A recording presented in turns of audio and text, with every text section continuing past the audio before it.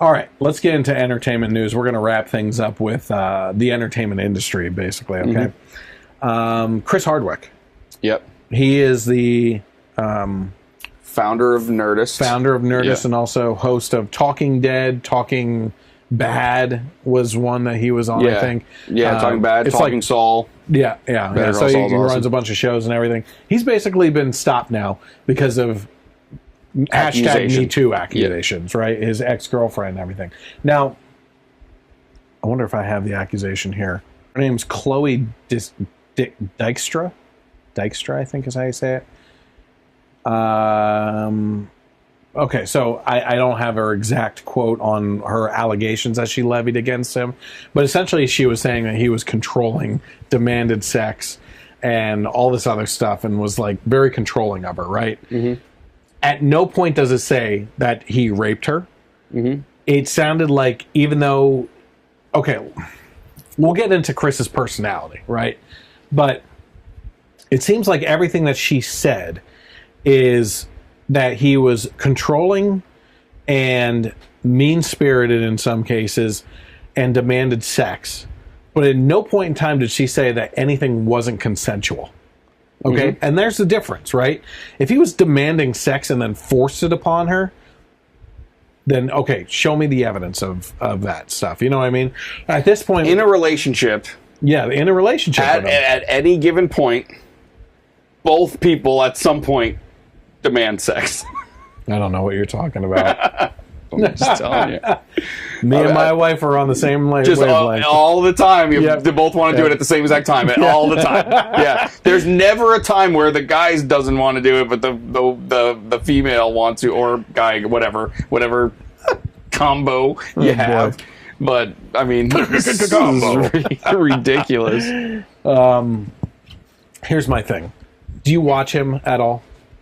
Chris Hardwick? Yeah, I watch those shows. It's like I said online. I look at Hollywood, I look at these Me Too accusations, I'm like, yeah, I could see that. Yeah. What do you think about this? I couldn't see it. I guess you never know, but, you're right. You get a feeling about someone. Yeah, like, you look at Harvey Weinstein, feeling. You're like, yeah, he looks like a slime ball. Yeah, you expect Jabba the Hutt to come out and say, my brother. Yeah, exactly. You know what I mean? But Chris Hardwick, I don't see it. I just don't see it. I have like a visceral gut feeling that he is not this type of person. The guy that at the end of every episode, for no reason whatsoever, says, don't text and drive. And he's married now to Lydia Hearst. Home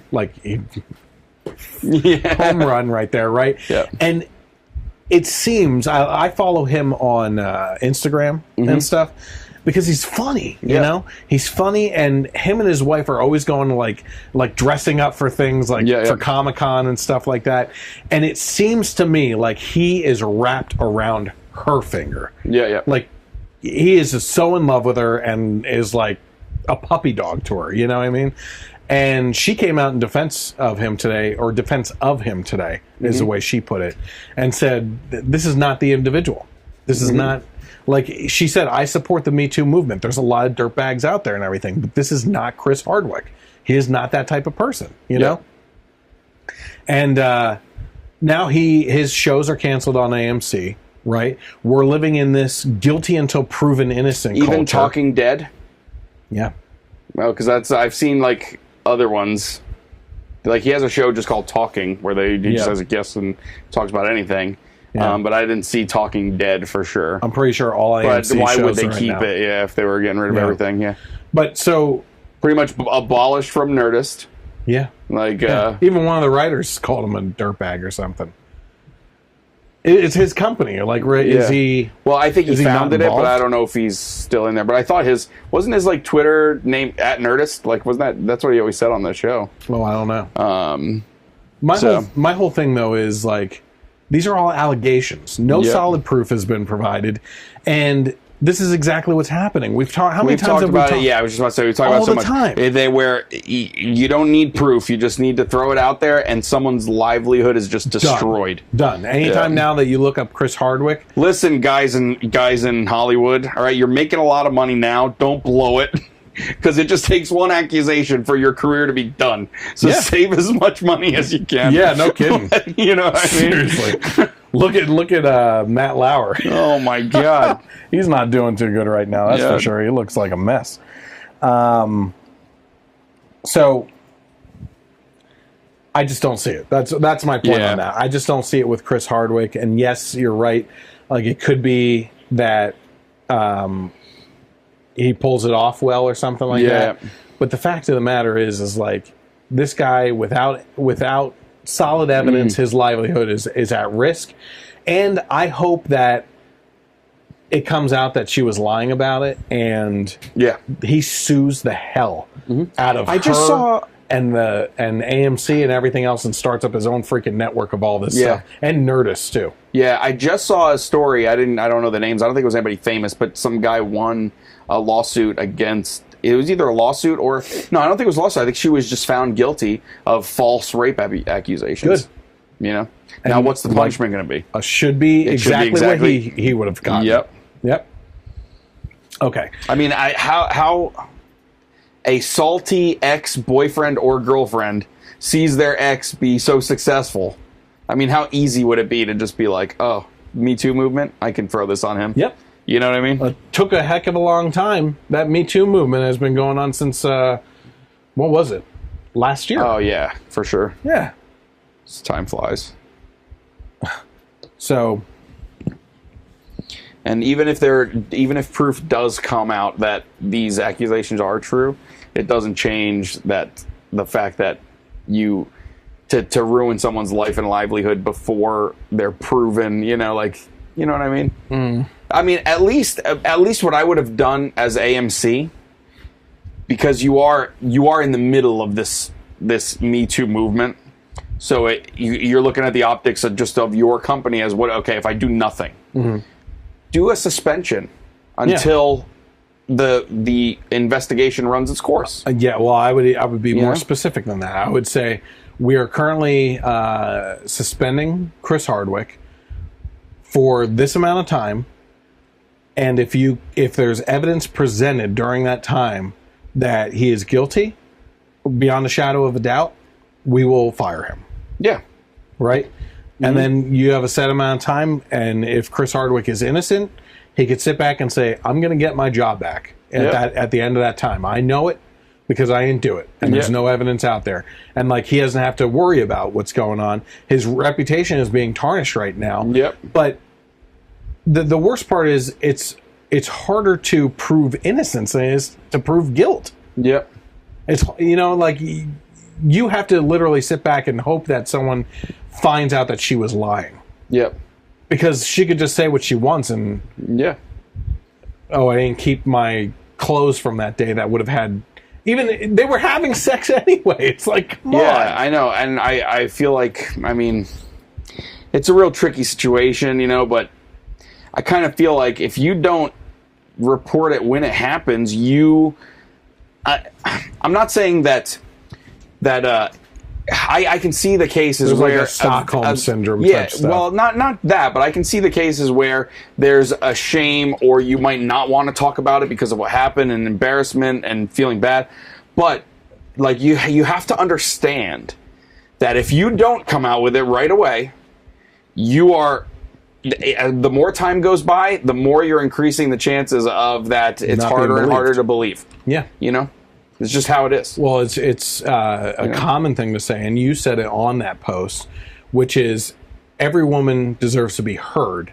Yeah, you don't have the right to be believed. And this all comes with the whole Oprah saying you speak your truth and this and that. There is no your truth. There's just the truth, and which is more important than the agenda. Yeah. So. Saying that every woman should be believed or every victim should be believed, no. We live in a society where you're innocent until proven guilty. Yeah, she's blind. The responsibility is on her or him, whoever the victim is, to prove beyond a reasonable doubt that actually happened. Should every victim be taken seriously and investigated? Yes, absolutely. But there should be a time frame on it. Yeah, but you can't just say, oh, we're just going to believe every single thing we hear now. It's crazy. Yeah.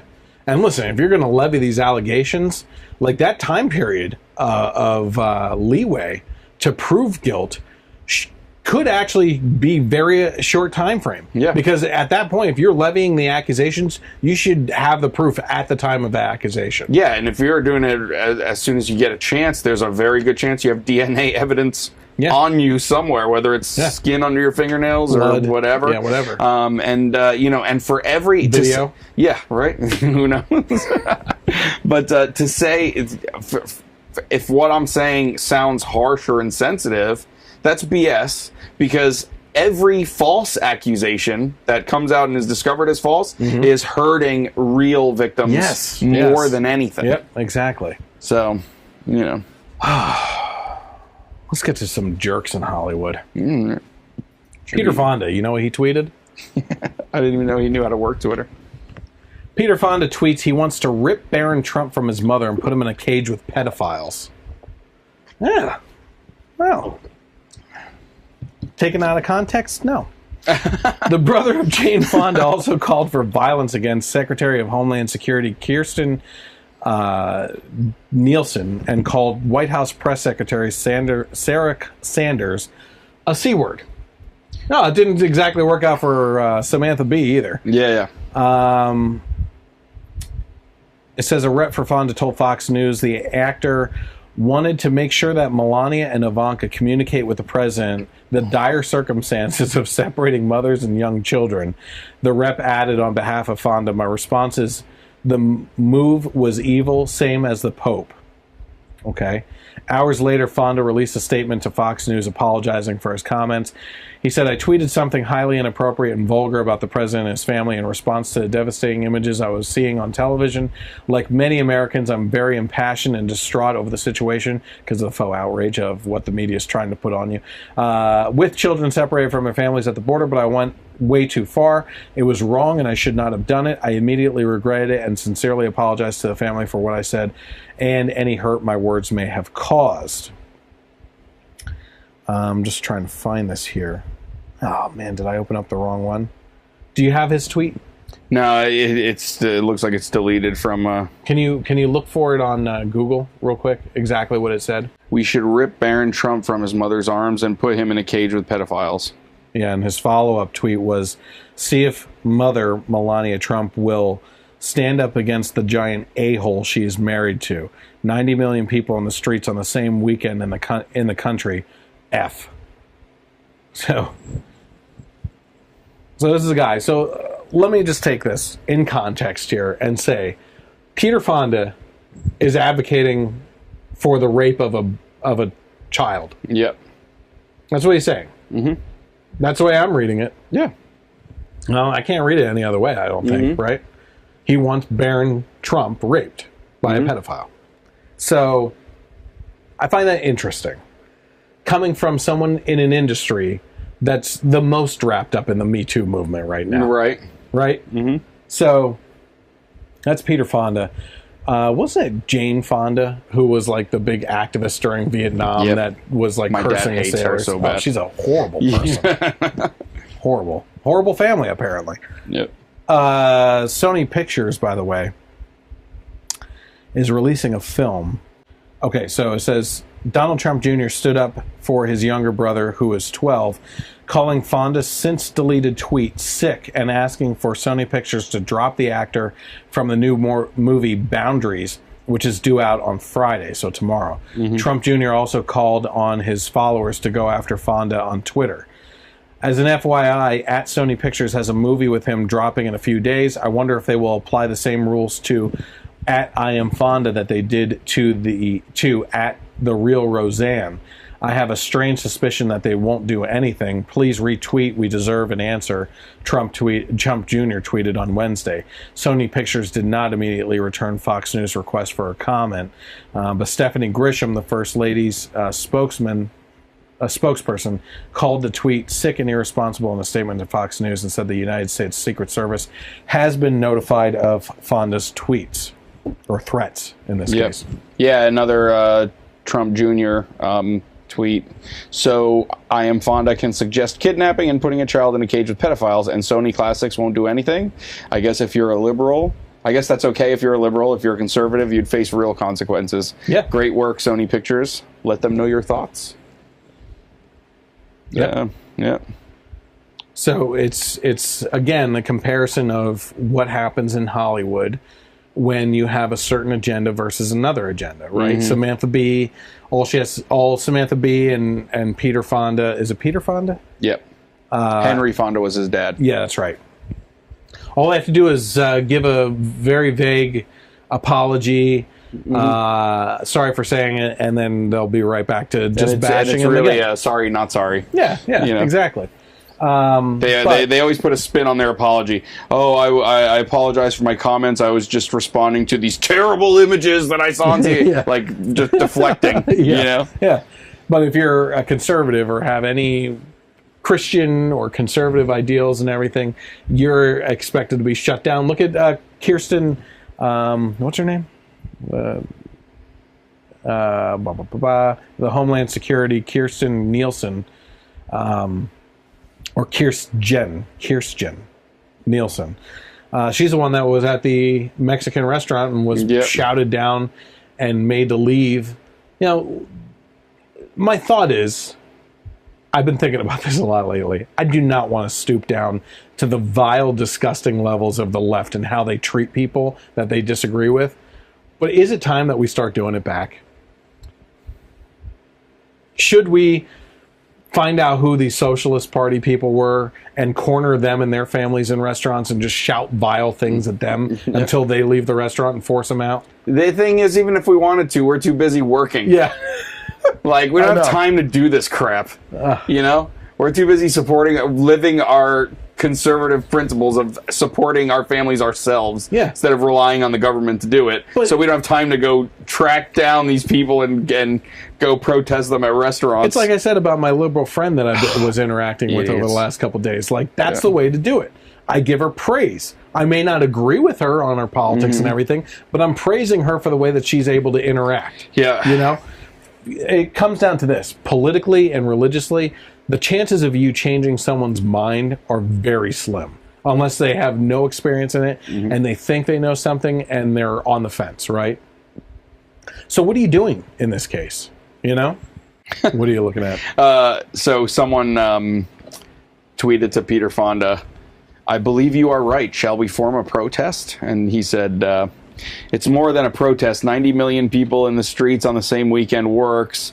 But I can't be the organizer or they'll arrest me for conspiracy to commit sedition. This must be a spontaneous event without seeming to be organized by me, and we have to make this happen now." Basically, he's saying, you know, I got a vacation planned. I don't want to get too into this. Yeah. Liz, I'll tweet. I'll keep tweeting, but other people need to make this happen. If you want to go you know, setting up a march, you know. Okay, so we're going to dedicate the last basically half hour to comparing two Hollywood people against each other and what was happening at some award shows. Okay? Yeah. So the first one we have up is Chris Pratt, who was from Parks and Recreation, got started there, and then is obviously Star-Lord, most importantly. That's his big break. Yeah. I feel like, as far as going from TVs to movies and stuff. Yeah, exactly. So let's take a look at Chris Pratt and what he said at the MTV Movie Awards. You don't want to start with the other one? No, we're going to... okay. Yeah. All right. Let's take a look. This being the Generation Award, I'm gonna cut to the chase and I'm gonna speak to you, the next generation, okay? I accept the responsibility as your elder, so listen up. This is what I call 9 rules from Chris Pratt, Generation Award winner. Number 1, breathe. If you don't, you'll suffocate. Number 2, you have a soul. Be careful with it. Number 3, don't be a turd. If you're strong, be a protector, and if you're smart, be a humble influencer. Strength and intelligence can be weapons, and do not wield them against the weak. That makes you a bully. Be bigger than that. Number 4, when giving a dog medicine, Put the medicine in a little piece of hamburger, they won't even know they're eating medicine. Number 5, doesn't matter what it is, earn it. A good deed, reach out to someone in pain, be of service, it feels good and it's good for your soul. Number 6, God is real. God loves you. God wants the best for you. Believe that. I do. Number 7, if you have to poop at a party, but you're embarrassed because you're going to stink up the bathroom, just do what I do, lock the door, sit down, get all the pee out first, okay? And then once all the pee's done, poop, flush, boom. You minimize the amount of time that the poop is touching the air, because if you poop first, it takes you longer to pee, and then you're peeing on top of it, stirring it up, the poop particles create a cloud, goes out, and then everyone in the party will know that you pooped. Just trust me, it's science. Number 8, learn to pray. It's easy, and it's so good for your soul. And finally, number 9, nobody is perfect. People are going to tell you you're perfect just the way you are. You're not. You are imperfect. You always will be, but there is a powerful force that designed you that way. And if you're willing to accept that, you will have grace. And grace is a gift. And like the freedom that we enjoy in this country, that grace was paid for with somebody else's blood. Do not forget it. Don't take it for granted. God bless you. Please get home safely. Thank you. That was something that I do consider courageous. Okay? Mm-hmm. And the reason being exactly what we were talking about earlier, which is the fact that if you are going to say something to a crowd of people that most likely disagree with you, that takes balls. Yep. Okay? He went through, and the main crux of this was conservative principles. Okay? Mm-hmm. Earn it. Yep. Whatever you do, earn it. That's a conservative principle. Charitable giving, volunteering, and stuff like that. That crosses over into both. But again, like you said, the numbers are more for conservative. Us. Yeah. Do it yourself. Don't have the government do it for you. Exactly, yeah. The main portion... Don't be a turd. Yeah, don't be a turd. Definitely not liberal. And talking about bullying and stuff like that. Well, you know, a lot of people would maybe equate that to Trump, but you also look at people like David Hogg and everything. Yep. First of all, that's being a turd and being a bully. Yeah. There's a lot of stuff in there, but then the main portion of his argument is basically, hey, God is real. God loves you. I believe in God. And then goes on to say a couple more things about God and grace and everything. That's not a very popular thing in Hollywood. Yep. You know what I mean? So, he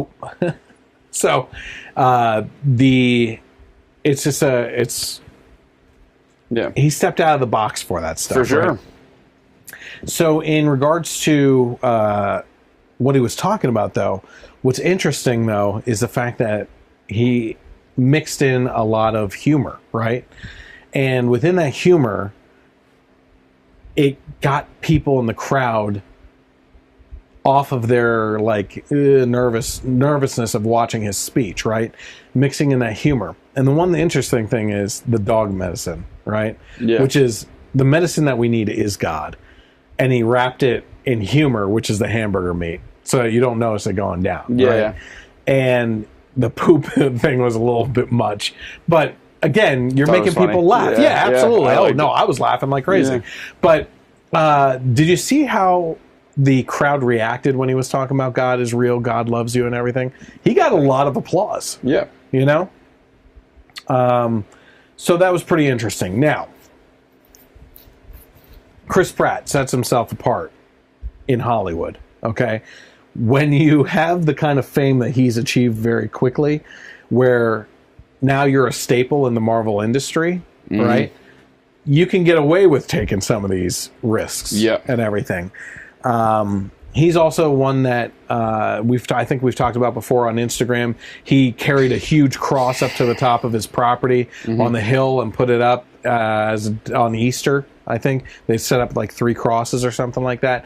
He's the one that has taken pictures of his livestock and then pictures of like the meat afterwards and everything. And the liberals and vegans flip out on him. And he's like, hey, I consume what I produce. Like, this is, you don't like slaughterhouses. This is me raising an animal to eat it. You know what I mean? Like, this is the way that if it's not going completely vegan, this is the way that you want it. Yeah. You know? So he sets himself apart from the industry. Now, this happened more recently than the other one that you were talking about and what someone else said. Yep. So let's go to Robert De Niro and actually see what he said at the Tony Awards. I'm going to say one thing. Trump.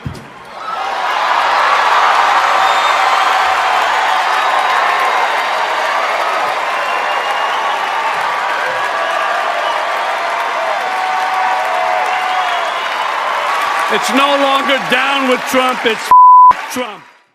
Robert De Niro, classic mafia boss guy and everything, you know. F Trump. And he says it to a room of Hollywood elitist liberal snobs that all get up and jump to their feet and they're applauding it and everything. And he's, and again, comparing and contrasting against Chris Pratt. And what we were talking about earlier about cowardice versus courageous, right? Yeah. He's in an echo chamber. It was a large echo chamber right there, right? Mm-hmm. He's talking to a bunch of people that agree with him. And you're saying F Trump? Like what did I say before about, like, yeah, F Trump. You know, he's getting North Korea to the table to talk about peace options, right? The economy is doing better than ever. Lowest black unemployment, lowest Hispanic unemployment in history, more jobs than there are jobless Americans. Yep. You have South Korea crediting him for the peace talks between them and the North Koreans. You have Japan now talking to North Korea or wanting to talk to North Korea. You have the stock market doing pretty darn good since he's gotten into office. Getting out of the TPP right when he got in. What was the other? Getting out of the Iran deal. Yep. Abolishing the mandate in the Obamacare. Yep. You know? It's like one thing after another. Accords. Oh, yeah. Yeah, well, they hate that. But yeah, it's one thing after another. It's F Trump, F Trump, F Trump for all this stuff. In the meantime, the American citizens are looking at Trump and hearing what Robert De Niro is saying and listening to what the media is saying about how disastrous this guy is. In the meantime, they're getting more in their wallets. They're seeing great things happening. The economy's doing great. And this is my favorite. Trump is going to start World War III. But everything you see is him talking peace with other countries, the big bad countries, right? Yep. It's like the narrative is off here. I know. Okay, you're losing the trust of the people with the media and everything because what you're saying is not what's panning out here, right? In the meantime, you have Robert De Niro, who is shoulder deep in an industry that, by and large, was the biggest to fall victim to the Me Too movement. It was the cause of the Me Too. It was the start of it. And it is the Me Too movement. I mean, how many do you hear about, like, just some, like, a regular office? Let me ask you something. Of all the I'm sorry, I just gave away my my little card there. Of all the people that are accused in the Me Too movement in Hollywood, name me one conservative actor, producer, whatever, that was accused. Can you? Crickets. I had no idea. I can't. Yep. You know? And so here they are. Here's an industry, of entertainment industry, accusing Trump of being a sexist misogynist, right? Yep. Based on probably a couple things. He says some weird things and everything, but mostly over a decade ago. Mostly on that comment about grabbing her by the, whatever. Yeah. And in the meantime, Robert De Niro only needs to turn around and face the audience there of a sea of people that are sitting on pins and needles waiting for their Me Too moment of being accused. The Tonys is Broadway. Okay, well, whatever. So, but still. And also, I mean, talk about an echo chamber. I bet you that there's a lot more conservatives or people in the middle that watch like the Oscars and the Emmys and the Grammys because they like TV music and thing. I'm pretty sure like probably 90 to 95% of people that are watching the Tonys are in that echo chamber hardcore. I mean, personally, I refuse to watch any of these things. I know, I don't anymore. And I used to love watching them. Yeah, it was kind of neat. I liked watching, especially. Yeah, I liked watching the Oscars because I like movies and and a lot of stuff that I hadn't seen. If it was nominated, I'd want to check it out or see it, but I just can't anymore. Yeah, congratulations on pretending to be someone important. Yeah, you are now important because we as an industry and you are patting you on the back. Yeah. It's not even that. Like, I don't care about giving people awards who are excellent at their craft, but it's just how much politics has been injected into this, and it's all from one side, and it's unwatchable anymore. Like, I can't. I don't even want to bother. And the whole thing with Trump too, it drives me nuts how. Like you were saying, he's going to start World War III. I remember seeing clips before the election, too. If he gets elected, the economy's going to tank. It's going to be awful. It's going to be terrible. But then when we're talking about how good it's doing now and the low unemployment rates, what do you hear from the left? Yeah. What do you hear? Nothing. It's, no, you hear something. You hear, it was all on a rise. This was all Obama's work, and he's just riding the coattails of Obama. Yeah. But then you have Bill Maher. You hear what Bill Maher said recently? No. That he hopes that he fails. That there's a recession. Yeah. So that we can get Trump out. Yeah. So the recession won't be part of the Obama wave. That will be Trump's fault. But the success is not because of Trump. It's because of the Obama wave. And then for him to say that as a TV personality actor, a recession can come and he'll be fine. But all the poor people that they care about so much, a recession would crush their lives. Yeah. To the point where people commit suicide when there's a really bad recession. No, suicide rates are up as it is. But he is hoping for that just to get Trump out. Yeah. Because they can't deal with the success that's happening. Yeah. It's crazy.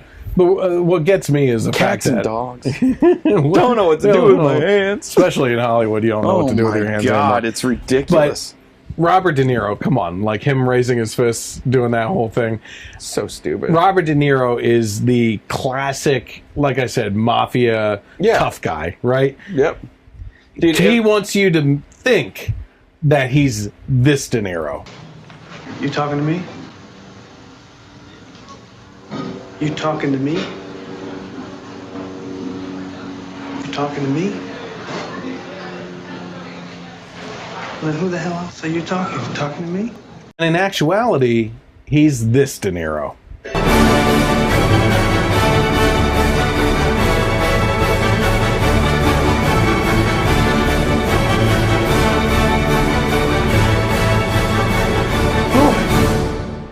When you talk about like actors that you love when they come out with their political beliefs, and you're just like, oh man, like I'll be honest, for me, he's one of the toughest ones because he's like, it's so bad, like he's so bad on the left, and he was like before his politics came out, he was one of my favorite actors. Yeah. It's freaking Robert De Niro, freaking Goodfellas, the guy, like I mean.